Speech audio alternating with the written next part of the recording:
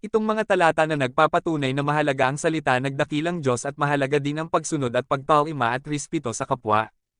Bukod sa pagiging marunong nitong mangangaral, itinuturo din niya sa mga tao ang lahat ng kanyang nalalaman. Pinag-aralan niyang mabuti ang mga kasabihang binanggit niya rito. Pinagsikapan niyang gamitin ang mga nararapat na salita, at ang lahat ng isinulat niya rito ay tama at totoo. Ang mga salita ng marunong ay parang matulis na tungkod na pantaboy ng pastol sa paggabay sa kanyang kawin o parang pakong nakabaon. Ibinigay ito ng Diyos na tangi nating tagabantay.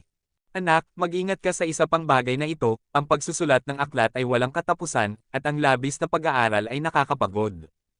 Ngayong nabasa mo na ang lahat ng ito ang aking huling payo, matakot ka sa Diyos at sundin mo ang kanyang mga utos, dahil ito ang tungkulin ng bawat tao.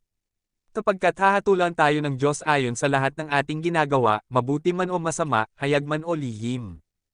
Mangangaral Kapitulo 12 versikulo 9 hanggang 14. Dito ipinauunawa sa atin ang kahalagahan ng buhay at pagsunod at higit sa lahat ano ang ating mga ginawa mabuti ba or masama guys tayo ang pipili sa ating gustong tahakin, kung naibigan niyo ito pa share like and subscribe para update kayo sa mga upload ko God bless you all.